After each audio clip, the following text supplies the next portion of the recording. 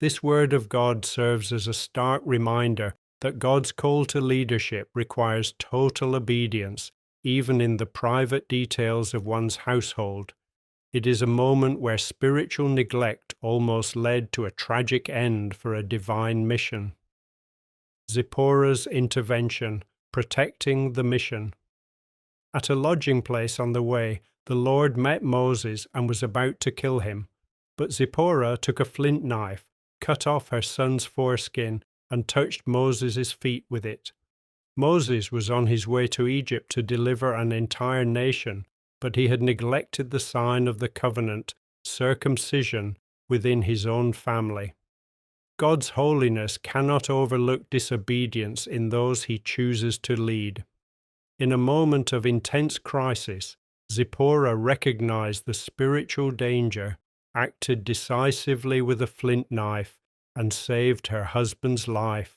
I will not neglect the small but sacred requirements of my calling. I am grateful for the people in my life who have the spiritual discernment to protect me and call me back to obedience. I prioritize God's covenant over my own comfort or procrastination.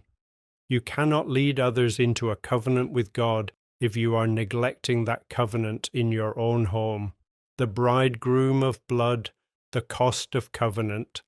Surely you are a bridegroom of blood to me, she said. So the Lord let him alone. The phrase bridegroom of blood is ancient and difficult to translate perfectly, but it signifies a relationship sealed by a bloody sacrifice. It underscores that the bond between God and his people, and also between husband and wife, is not just a casual agreement, but a life and death commitment. I understand that my relationship with God is serious and sacred. I am covered by the blood of the covenant, which protects me from judgment and sets me apart for his service. I walk in the safety of his grace through my obedience. Obedience to God's commands acts as a shield against the consequences of neglect. A prayer for spiritual diligence and household obedience.